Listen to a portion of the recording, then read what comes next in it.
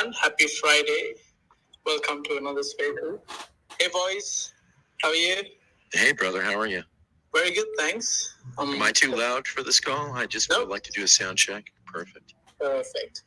I'm with a bucket of coffee. I need it. Yeah, a bucket of coffee. I've had 2 buckets already. It's like, what's that next to you? I'm like, yeah, it's literally a bucket of coffee. She's like, what is wrong with you? Yeah, all good. How's your day been so far? Just helping people on some customer service conversations. So that's where I've been this morning. Gary works on them all night long, right? Because he's there during the he's on the other side of the world. Yes. So he helps on those tickets and then tags me on some of the technical stuff. So then I go in and do the technical stuff. That's what I do. Nice, that's great. I help Karst all the time because he's always sending me hearts in this. I think it's special help. No, I'm kidding with everyone. He's a special member of our community. So. Oh yeah, he's saying yeah. We got a lot of special people in our community. That's a good. We have more for them here. Yeah, well, I mean, we have a few of them here. I mean, obviously, we're in a we're depending on where you are in the world. For you, it's like 5 o'clock in the afternoon or something. Yeah, 6 p.m. So 6 p.m. So for some of us, it's lunchtime. For others of us, it's early morning. But some people are on the other side of the world, and it's really late for them. So it's good. We are. I'm going to ask for everyone here. We've got 11 of us here in this small chat. Are we recording, Ranuk? We are indeed. Thank you. That's good for Sherpa because Sherpa will do some speaking about it because I will get my daughter on the other ones so that we'll get those up on YouTube. But those are just plain. Sherpa gives his insights, so we like those insights. Yeah, absolutely. Thank you for that. Mm-hmm. All right, I think let's get things started. I think Josh will be joining us shortly as well. And he just did. There you go. Look at that for timing. Cool. I'll start with the 3, 2, 1 so it's easier for you guys to chop it up later. Right, let's go. 3, 2, 1. Hello, everyone. Welcome to the Divi Spaces. I'm Ranuk, your host, and we also have The Voice and Rob co-hosting us per usual. And also, we have Josh, our Chief Innovation Officer, joining us today. So get ready with all of your DeFi questions. And also, since I forgot to record the last time we came, so make sure it's recorded this time. But also, any questions you have, please do ask. And for those who are listening to this later on, we have this every Friday, so keep an eye out for that. And for those who don't know about Divi, we started back in 2017, and our focus has always been about making crypto easy and accessible for everyone, everywhere. And with all of the products we do, you see that it's all very intuitive and easy to use. And our key focus now is about utility, and we've shared that in our roadmap as well. So today we'll start with a quick update from Rob on DAO, and then move on to DeFi and any other updates from Voice after that. So, Rob, over to you. Happy Friday. Yeah, happy Friday to you too. Hopefully you guys can hear me. The DAO is pretty quick today. I posted a competition I think it was either earlier this week or last week. I actually haven't checked if we have more submissions, but the deal is we need designs for the NFTs for the DAO. There is one for voting NFT series, there's one for the proposing NFT series, and there's one for the immortal NFT. We're giving away 5,000 Divi for the winner of each of those. So the submissions should be in by now. I'm going to go collate them, and I'm going to go put them up for vote today. Whoever wins, so the voting will go on for a week. Whoever wins at the end of the week, they will receive, I guess, up to 15,000, depending on if you submitted for all three. And I think that's it. The voting will be ordered voting this time. So all the other voting up until now has been choose one or yay or nay. But this time it'll be ordered voting, so you can choose the one you like best, and then the next one, and the next one, and the next one. And this way, I think it'll be better for the more popular and desired ones to bubble up to the top. That's all I have to say today. After that, I'm not sure I'm going to have many more announcements on the DAO because I'm just going to be working on implementation. Can use help if I need it. But other than that, I will just let you guys know. And there's a lot of background noise, so I'm going to keep it short today. If there's any questions, I'll happily take them. That's great. Thank you, Rob. Any questions, please put your hands up and I will put you on. Nope. Doesn't look like we've got any. Cool. All right. Let's move on to Josh. Hey, Josh. How are you doing? Hey, doing great. How's it going? Good to hear. Yeah, very good. Thank you. Thanks for joining us today. We thought it would be good to give a quick update on the DeFi side of things since you've been having lots of conversations with the community as well, and then take any questions after that. Sure. I think one of the best things for me to start with is some of the questions that folks were addressing in the Discord regarding the rewards calculations in the farm and how some of those numbers can actually vary both up and down. So, I think traditionally most folks, when they're earning rewards, they're used to just getting them in the layer one, where they're just, they're getting this a similar rate. Once they've earned the rewards are theirs. The farm works a little bit differently. The mechanics of the farm use a rewards pool, and the rewards number that you have is an entitlement to claim rewards in that pool. So the way that your rewards that you're entitled to are calculated is based off two variables. One, how long have you been staking over the course of a given reward schedule or a rewards interval? And then two, how much have you been staking, right? So what percentage of all the staked tokens are you? The way that the contract works when we're actually deploying the farm is there's a couple things that we have to factor in. One, in order for the contract to work, we have to give it a specific interval of time, right? So we have to say, we would like for the rewards to be distributed over the course of a rewards interval equivalent to a week, for example, right? So we could do it for a week, and that helps us create a calculation of how long someone has been staking, right? And the other portion of it is how much. So let's say, for example, I am half of all VLP tokens in the farm, and I stake from the very exact same instance that the farm is deployed and goes live, right? And more specifically, the reward interval begins at the beginning of the week. If I stake those LP tokens and I am 50% of the rewards and I stake the entirety of the week, I am entitled to 50% of the rewards that were committed in the rewards pool. So as you can imagine, if I was, let's say, for example, let's say rather than staking 50% of the rewards for the entire week, let's say I had just done 50% of the rewards for half of the week, right? In that case, it would be 50% of 50%, in which case I would be earning 25% of the rewards committed in the rewards pool for that given reward interval of 1 week.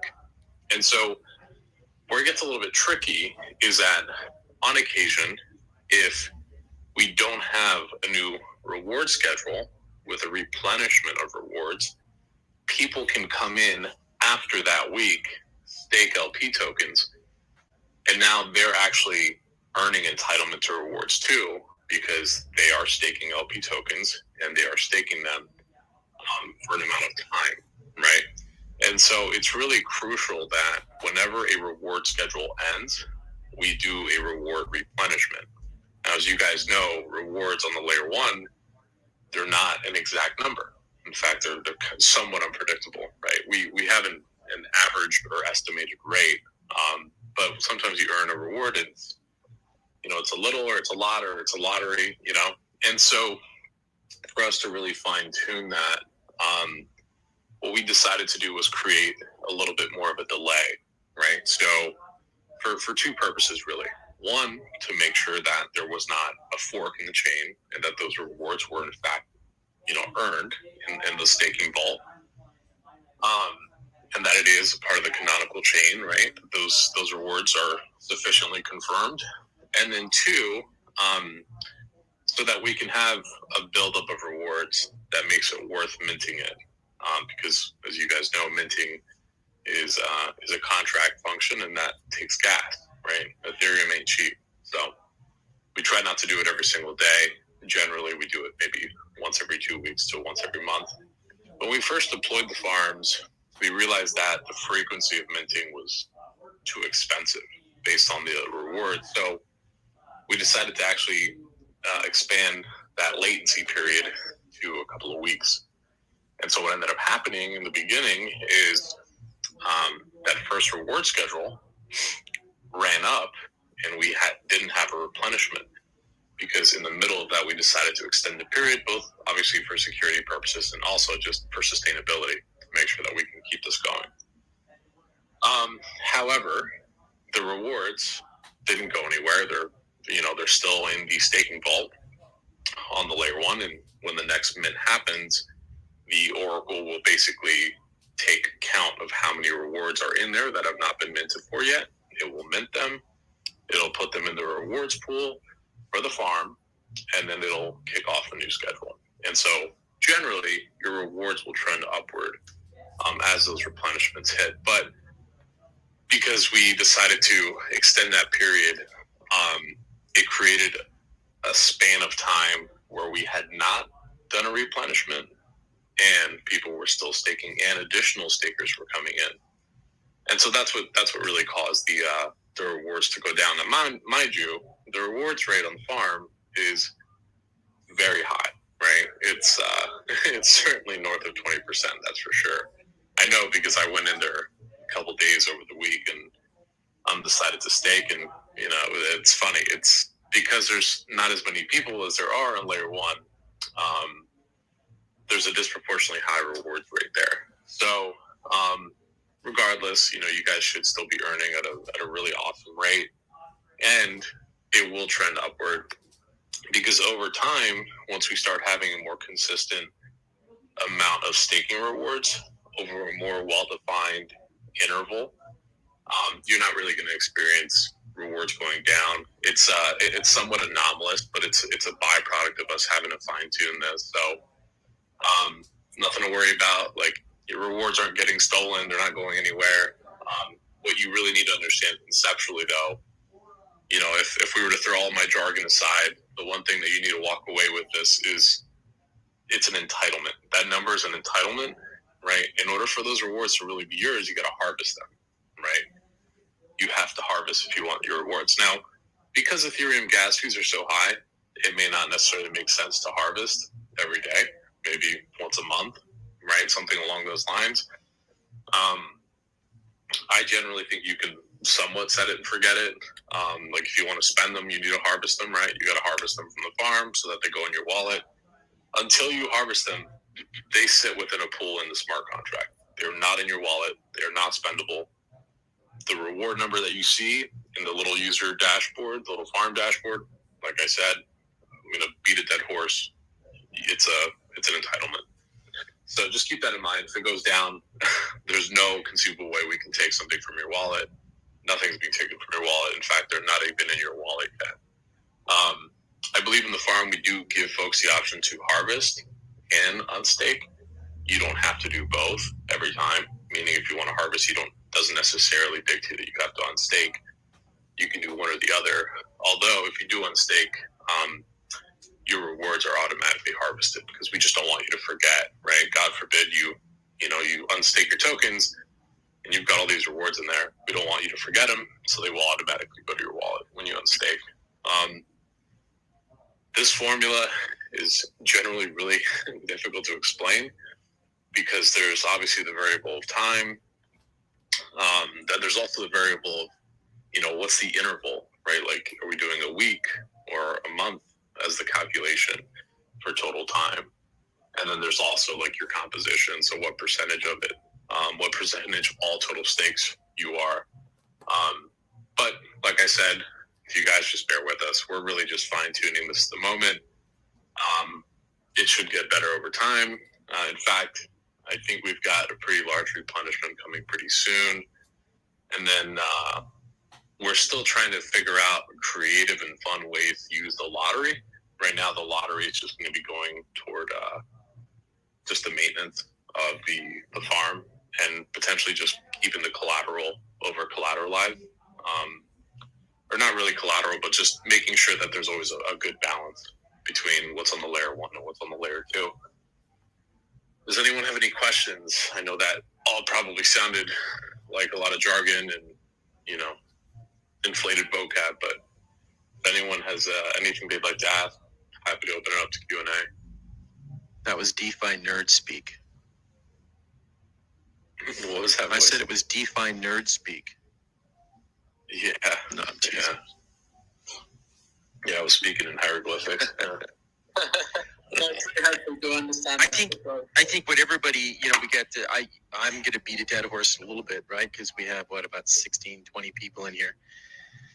There's an oracleization of the layer 1, and then there's an oracleization in the contract itself. So you have oracles that need to work together, essentially, and they're related, obviously, with immutable blockchains like Ethereum or an immutable blockchain like Divi.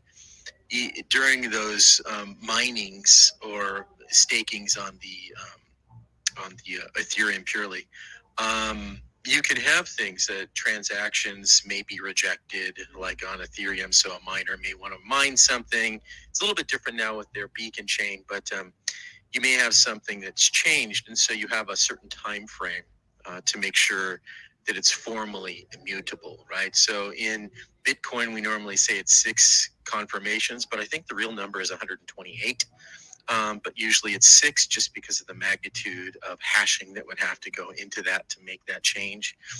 Divi has the similar 6, but there is still a wait period in there for the mutability, and that's all built into both the oracles that each team built, because Divi Innovations and, of course, on the other side, Divi Labs team, we built those together. So, yep. Everything is new, right? I think that's probably what you should stress, Josh. What we built here is something that nobody ever in crypto has built before. Yeah, that's a fair way to describe it. We're passing rewards from one chain to another, and making sure that every possible security safeguard is in there, to make sure that those rewards do in fact exist, and that they that they will cross over, and then also that we can sustain it, because like I said before, it's very expensive to do a mint. Every time you get a Divi reward on the staking vault in the layer 1, it's very, very pricey. Same thing for that user wanting to withdraw from their available allocators from the farm. If they withdraw every single one, then you'll eat it in ETH fees, right? Our goal is just to eventually put this on Polygon to make it really inexpensive. Part of the reason that we started doing it on Ethereum is just because that market had more liquidity and was better propped up. We wanted to create an environment where folks could arbitrage between something like KuCoin, cross the bridge, and arbitrage, do price arbitrage between the different markets, and then also, provide liquidity and earn both LP rewards and farm rewards at the same time. The Polygon Divi ecosystem is a little bit more nascent. We're still experimenting there. We did gasless there just because it was actually cheap enough for us to create the gas arbitration. Whereas on Ethereum, in order for us to do gas arbitration here on ETH, we would have to do batch processing, a lot of meta transactions, and that would take a little bit of time. So definitely not doable. It's very doable, but it would take a little bit more time. Whereas Polygon's just so cheap that it's an easy place for us to do a lot of experimental things. But for now, I think the rewards rate on the farm is just so ridiculously high. It will continue to be that way for quite a while, unless everybody starts getting in there and staking LP tokens, but even I went in with like a modest amount of liquidity pool tokens, and I was watching that number just run up so fast. It was kind of laughable. I remember someone sent me a screenshot of their APR, and it was in scientific notation. It was like 6.17 e to the whatever power. It was really funny because it was so high. So yeah, I mean, it's something that we are working to perfect, but from a security and functionality standpoint, it's there. We're going to keep making improvements and optimizing it. One of the other issues that someone brought up in the Discord was the dashboard, the farm dashboard interface. It was not immediately showing their rewards and their position. And then one other weird thing that it was doing is it was kind of like glitching, and we realized it was just a simple React issue. It was just a rendering issue where we're just like trying to render like every millisecond. So that's fixed. So the dashboard should be fixed. If any other bugs come up, by all means, let us know. I try to be on Discord, but I'm a boomer. Despite how young I am, I don't use Discord much. I live on Slack. I live on email. I just generally, I'm overwhelmed by the amount of little messages and notifications on Discord.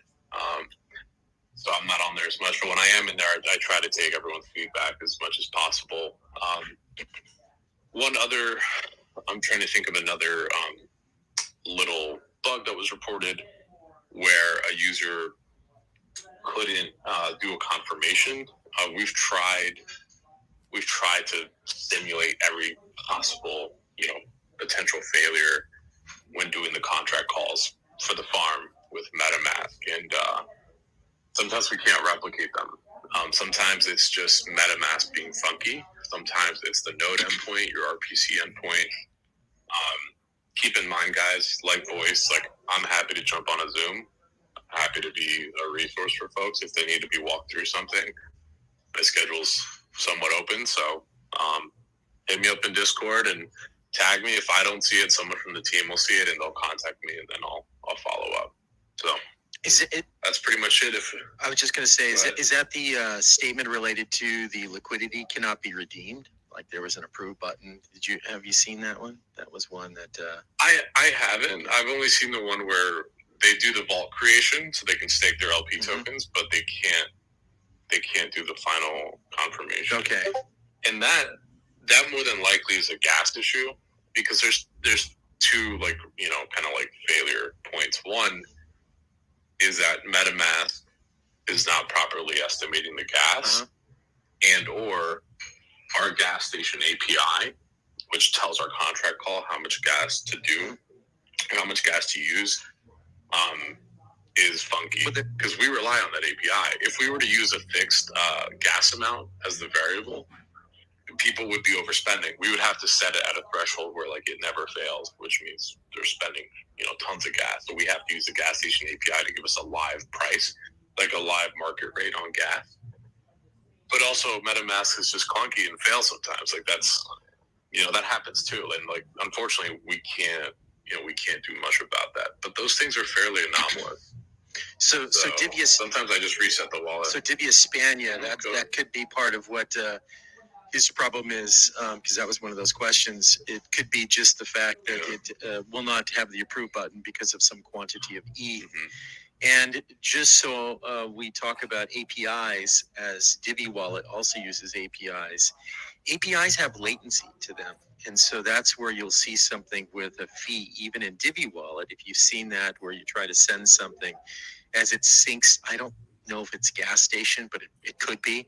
But when it syncs to that fee, if that fee estimation is incorrect, like it's too low, the transaction might be rejected. Where when you try 20 seconds later, the API is updated, it syncs. Otherwise, again, just as Josh stressed, you'll overspend sometimes enormous amounts of ETH if you hard code fix that, or they'll just fail. And so from a customer's user experience, client coin owner's user experience, you need to have some sort of variable in there that's dynamic and can update. But that still is not without some latency, which can cause some frustration. Cool. Yep. There's even third-party dependencies in code. It's tough to get away from. Yeah. All right, so if you're good, I just want to give one little update on Divi Wallet. We got one question as well. Go ahead. What's the question? Boyd. Yeah, DiviGO NFT solutions. If you wanna. Yeah, my question is, where does the replenishment come from? Is that Divi Labs, Divi Foundation? Is that something from a vault setup on the layer one that's just specifically for it? Or, where do those come from when it is replenished? That's a good question. So they actually come from a vault that's set up on the layer one. The way that the bridge works is when somebody swaps their layer one Divi or their ERC20 Divi, that layer one Divi goes into a specific wallet address that has a staking vault set up with it. And we have a script running there so that when new deposits are made there, they're automatically funded into the vault. And whenever vault rewards are earned, we have, thanks to Voice, a database that communicates to the Oracle. The Oracle executes a mint on Ethereum that goes directly into the rewards pool. So we're not really doing much. The only thing we really had to do was set the parameters for the Oracle and create that database.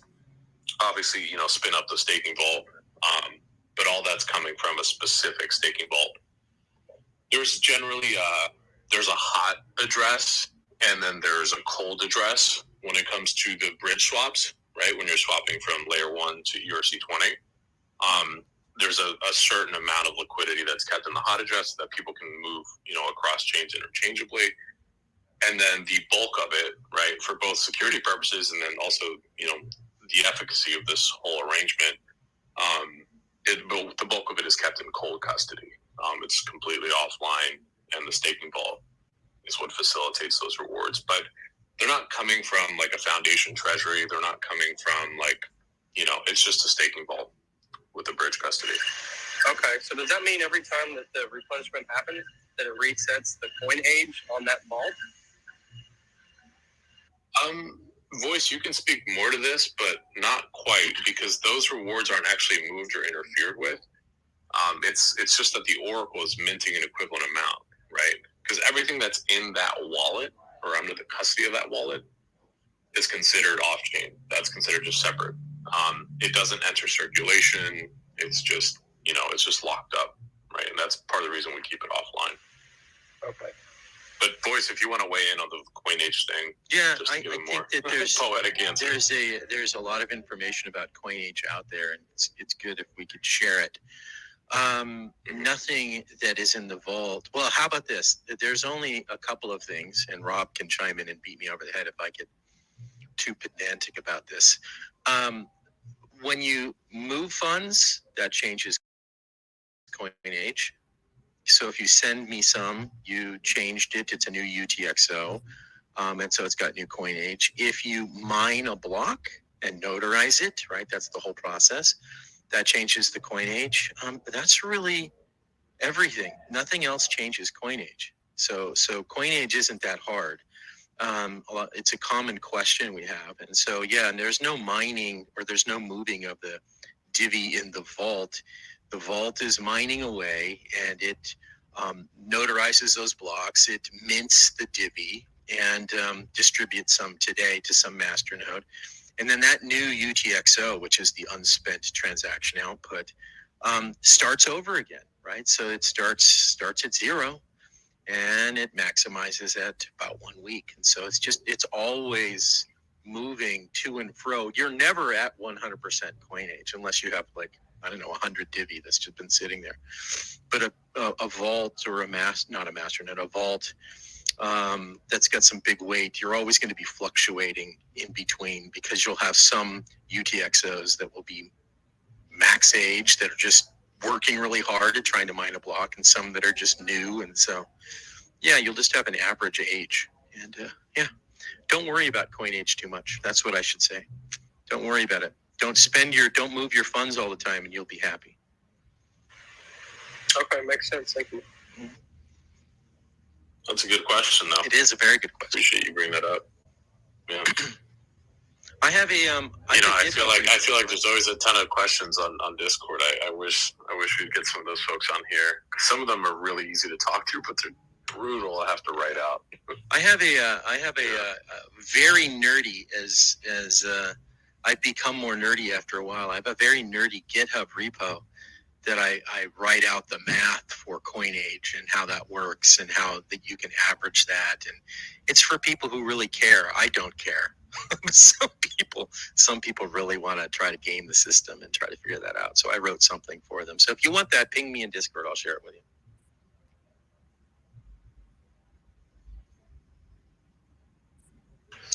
Great, thanks, Voice.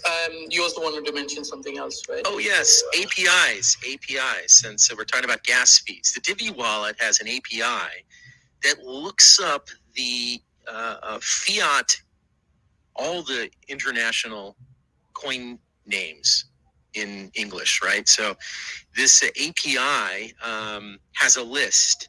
It doesn't change very often, but it can. And so this list gets called when you open up your mobile wallet. So you're not storing all of these lists on your mobile wallet at all times. And so when you open up your mobile wallet right now, you get that something went wrong, right? That something went wrong message.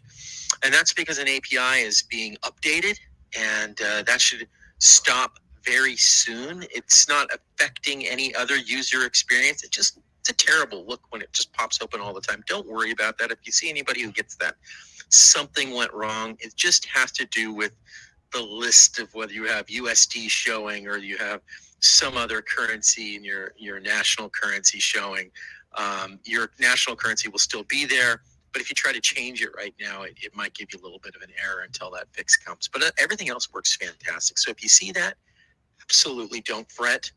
If you have an ERC20 transaction that is on CoinMarketCap that is very deep on the list, we're talking down in that thousands, 2,000s, 4,000s, 10,000s, 20,000s range. The syncing mechanism is being updated, and so the depth of that sync may affect the display of that coin. If you have an issue with a pending transaction, the first thing you would want to do is manually resync. There's a little icon in there that is the refresh icon, which is the two arrows sort of in a circle chasing one another. If you tap that, that should refresh that pending transaction. You can also pull down on the display, and that should refresh that transaction. If you have a device which is caching the data and it's stale, you can very simply go to support.diviproject.org. And then there's a tutorial I wrote on how to refresh your cache for both Apple and iOS. So you can take a look at that, and that should help. If you have any other questions or any other display issues, of course, we'll help at support.diviproject.org. Can you, hey Voice, this is Papa Joe. Can you do me a favor and post that somewhere where we can just grab it real quick, or maybe underneath this here? I'd love to go dig through that. Which one? The link you were just mentioning. For the syncing, the app cache? Yes. Oh, yeah, absolutely. Yes. Thank you. And I was going to say some stuff, but I got to go to another meeting. I'm going to keep listening, though, Perfect. on the way. All right. Talk to you all later. All right, cool.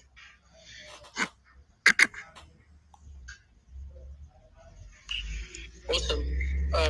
Anybody else? I mean, we've also got to more than half an hour now. There were other questions, but there was one question about Matic, forms on Matic, marketing strategy, and when will the page work 100%, infographics, etc. Maybe that's for you, Josh. Yeah, are they referring to by infographics? They mean the farm dashboard? I would say so. I'm not sure. Where are you seeing these questions from? If you just go on the chat. Yeah. The thing is, I'm a boomer. He's a zoomer, but he sounds like a boomer. So there you go. Yeah. What is the marketing strategy for the LP? When will the page work? 100% infographics. I'm gonna have to just get with Divi España and see what's going on with his page, because I haven't had any of those issues, and I do believe him. I just want to figure out like what the error codes are in his console. See what's going on there. Yeah, Divi España, I'll get with you directly so we can work through those issues, because some folks were having them with ad blocker, where their ad blocker was causing issues. I'm not sure why. I haven't really seen those, but if we can figure out where the errors are in your browser, then we can work through those. So I'll get with you on Discord. Unlike voice, I will DM you. So yeah, we'll figure it out. I'll chastise you later. It's okay. When, I love this one, Karst. When goat, sheep, tractor, and corn automatic. Okay. That's a good question. I mean, we have Good farm emoji. Yeah, that's great. We have the Oracle bill. All we would have to do is deploy the farm contract on Polygon and then move some of that stuff over. The main challenge is there's just not much of a market on Polygon right now. But I mean, this is the next step for us naturally, is to move it onto Polygon. I'll have to talk to Nick about where exactly that is in our priority. I know Jeff McCabe has also been asking for it, since he really wants to see the Polygon ecosystem thrive a little bit better for Divi. But I can't give you an exact answer on time right now. I can just tell you that it won't even take half as long as it took to establish the ETH farm, because that infrastructure that I built in conjunction with my team and Voice, that's pretty much the exact same stuff that's going to be used for Polygon.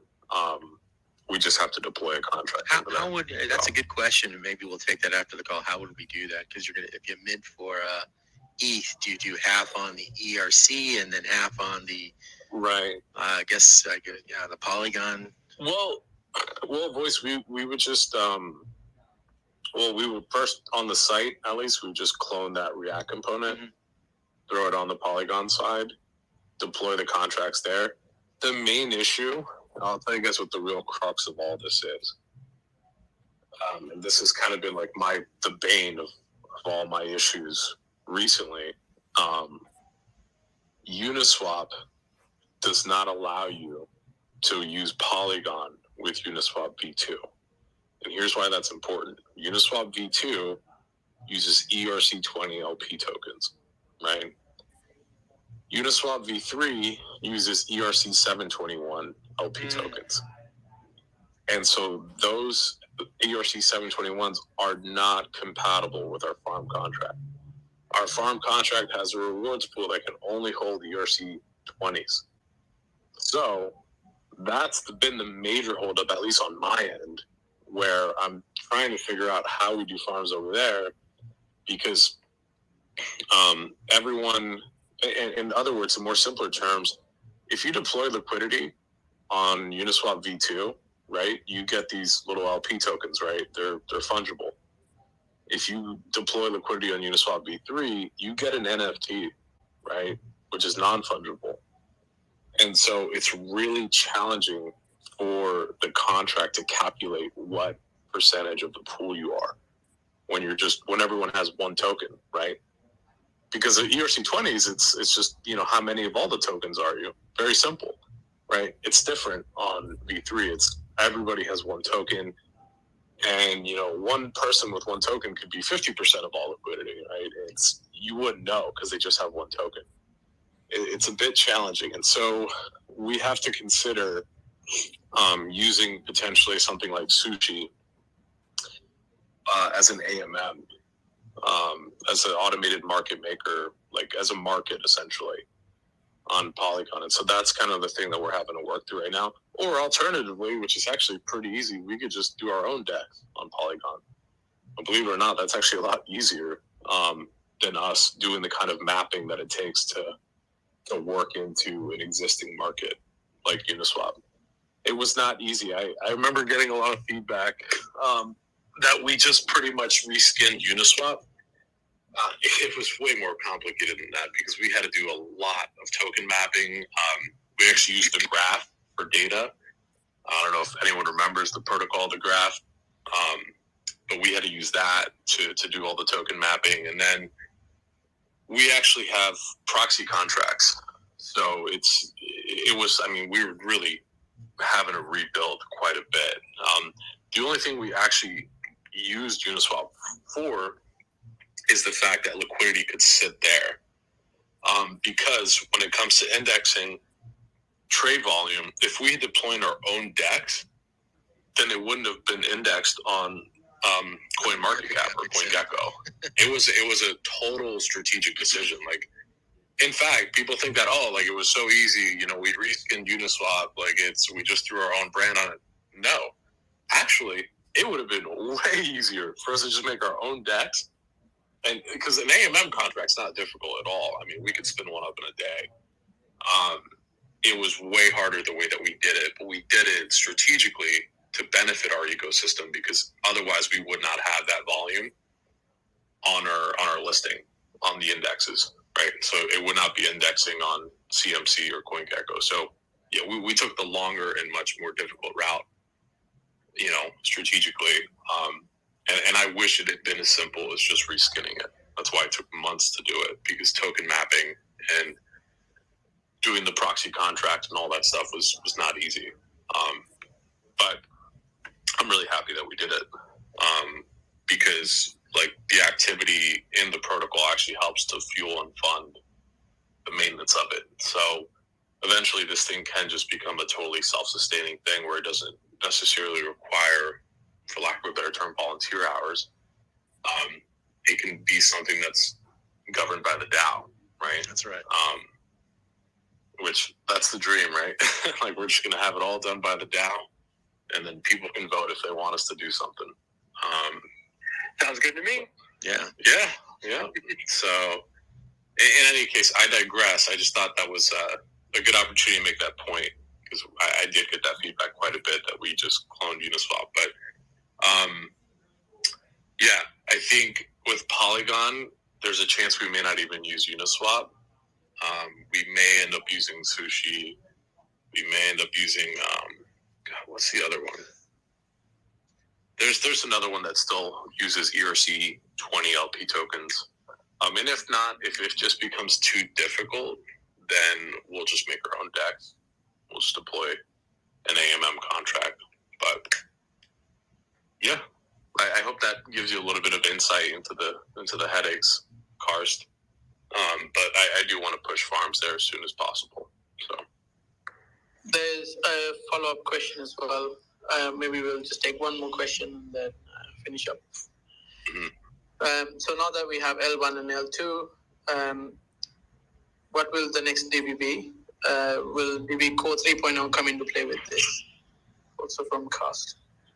Nice, good questions. I think I'm gonna speak to it a little bit, and then I'm gonna let Voice step in on here because he's more technically smart than I am.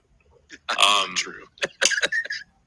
So Divi 3.0 Core conceptually uses a peg-in, peg-out mechanism, where in order for that peg-in to happen and that peg-out to happen, which is basically a locking, unlocking of Divi coins, it has to have a proof, right? And so what's really cool about that is that if we were to do a side chain, right, if we build a side chain that produces proofs that are compatible cryptographically with the Divi UTXO core, and that UTXO core could process that proof, in essence, what it would allow us to do is create a bridge that no longer relies on a custodian or even a wallet exactly. It would be using a pegging mechanism that just basically locks up coins. And so let's say, for example, somebody wanted to go to this side chain, right? This theoretical side chain, they would, go through a very specific transaction on the Divi layer 1 side that pegs those coins. And then that proof allows the coins to be minted or potentially released on the sidechain side. And then if somebody wants to go from sidechain back to layer 1, right, they do a certain type of transaction, and then the entire network of that sidechain, right, when it goes through consensus and everything, creates a proof that communicates to layer 1 that coins tokens can be pegged out, right, and released to that user. The reason that's such a big deal is because most bridging and most cross-chain things today are oracleized, right? Even if we call them a validator, it's still an oracle, right? It's still some sort of centralized source of truth that isn't necessarily going through consensus. It's just going to a node and saying, hey, did that transaction happen? Okay, cool. Just because I see that, it's enough. It's enough proof. That's a really weak, that's just a really weak implementation from a security perspective. But if we can do everything at the consensus level, then it would create a much more secure arrangement. We don't have to rely on custody anymore. And lastly, that sidechain could be EVM compatible. So if we build that sidechain, it would allow us to bridge to all the other chains much more effectively than we currently do it now.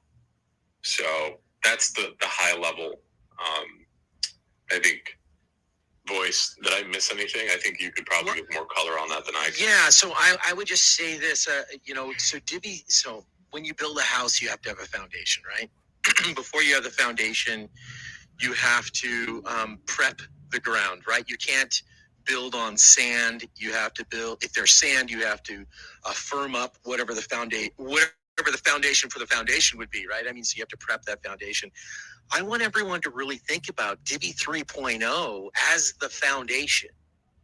So Divi 3.0 is where we need to get to, which is coming in just a couple of weeks before all of these wonderful, magnificent opportunities of utility are going to be built into, right? So it's not like Divi 3.0 comes and all of a sudden the magic, what Josh is speaking about, comes to fruition. It is at that time Divi 3.0 comes, then things can be built into it. We can.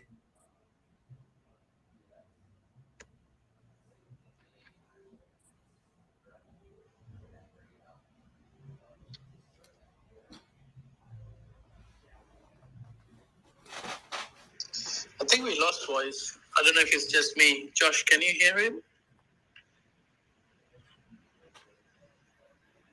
I thought it was just me. Oh, yeah. So, you lost him. Yeah. Huge. I was getting fired up.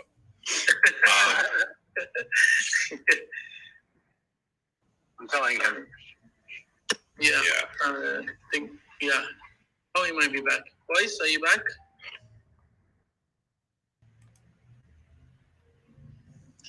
Nope.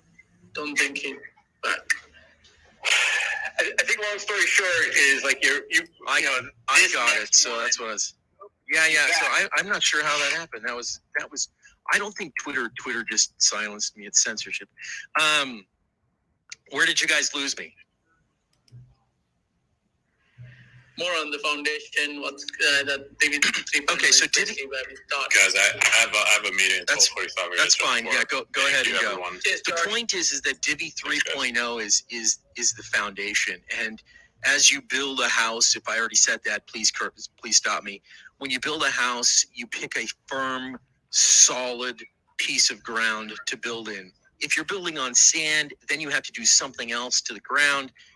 The materials you're working with, you have to go deeper, you have to shore it up. There's many things you have to do. So as we move from Divi 2 to Divi 3, what we've done as a community, this is a community-driven effort, is we've cleaned the soil. We've dug down deep and removed the rocks. We've put in the right pieces of foundation. And so Divi 3.0 is that solid ground for which we will be able to build these opportunities in. So it is the future of Divi 3.0. And of course, as we have Divi 3.0, all the articles and blogs are talking about what is present in Divi 3.0.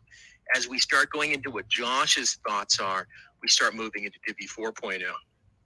So there is a lot of movement happening.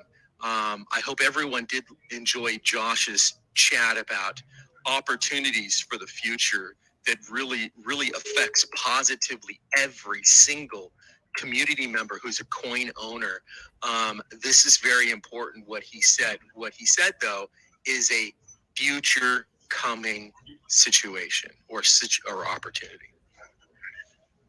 Absolutely.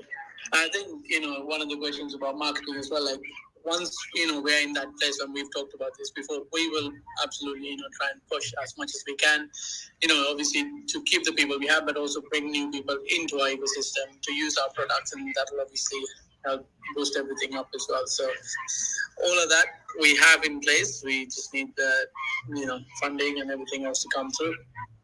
But so much more to look forward to. And great questions, Awesome. Cast. Thank you for that. Yeah, really good. I think that pretty much makes us wrap up for the weekend.